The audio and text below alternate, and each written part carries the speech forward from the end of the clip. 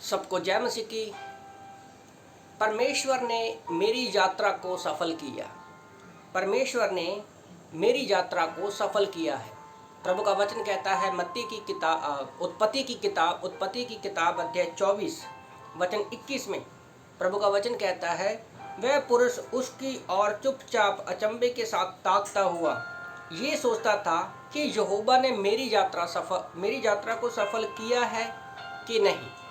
और वचन 26 और 27 में लिखा है, उत्पत्ति की किताब अध्याय 24 वचन 26 और 27 में लिखा है, तब उस पुरुष ने सिर झुकाकर यहोवा को दंडवत करके कहा, धन्य है मेरे स्वामी अब्राहम का परमेश्वर यहोवा, जिसने अपनी करुणा और सच्चाई को मेरे स्वामी पर से हटा नहीं लिया।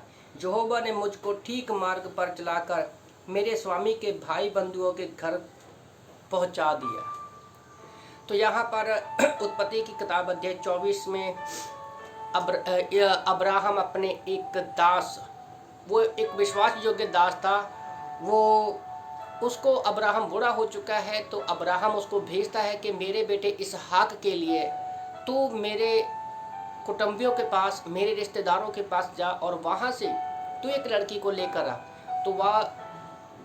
तो जब वो दास जाता है तो वो परमेश्वर के भरोसे पर जाता है। उसको नहीं पता है कहाँ जाना है, कैसे करना है, पर वो एक अपने मालिक की आज्ञा को पाकर परमेश्वर के भरोसे पर चलता है। और हम देखते हैं, अगर आप उत्पत्ति की किताब अध्याय 24 को पढ़ोगे, जेनेसिस 24 को पढ़ोगे, तो आपको पता चलेगा कि जब वो एक कुएं के पास आता है तो वो कहता है, अपने मन में सोचता है कि परमेश्वर जो लड़की कहे, कुएं के पास कुछ लेडी जाती हैं, वो अपने मन में सोचता है कि परमेश्वर अगर कोई लड़की कहे लिया मैं तुझे पानी पिलाती हूँ और तेरे ऊँटों को भी पानी पिलाती हूँ, तो वो लड़की ही मेरे मालिक के बेटे की पत्नी बनेगी। तभी वो सोच ही रहा होता है कि रेबिका वहाँ पर आती है,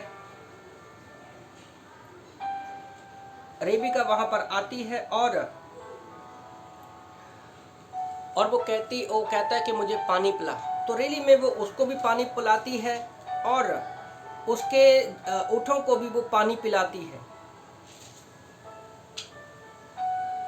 तो इससे वो उसको पता चल जाता है कि परमेश्वर ने उसकी यात्रा को सफल किया है और वो परमेश्वर का धन्यवाद करता है। तो रेली में आज हमारे जीवन में इससे सीखने वाली बात ये है कि हम एक उस दास की तरह हो सकते हैं। हमें नहीं पता हमें कहाँ जाना है, क्योंकि वो एक यात्रा में जाता है।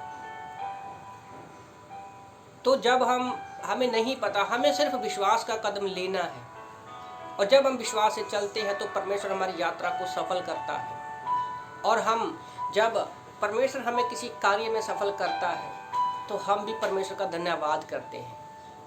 और याद रखो, जैसे जैसे वो मन में सोचता है वैसे वैसे ही वो होता है। जब हम परमेश्वर के वचन के अनुसार कोई भी प्रार्थना करते हैं, कुछ भी मन में सोचते हैं, तो परमेश्वर आपके मुंह से बोले बिना भी आपकी मन की बातों को जानकर वो आपकी सारी इच्छाओं को पूरा कर सकता है। पर बात यह है कि हम अपने मन में क्या सोचते हैं। तो छोटे से मैसेज से मैं आप लोगों को उत्साहित करना चाहता हूँ। एक दास जिसकी यात्रा को परमेश्वर ने सफल किया, वो विश्वास योग्यता के साथ चला और परमेश्वर उसकी यात्रा को सफल किया। तो आप भी परमेश्वर पर भरोसा करके अपने जीवन की यात्रा को शुरू करें। आमीन।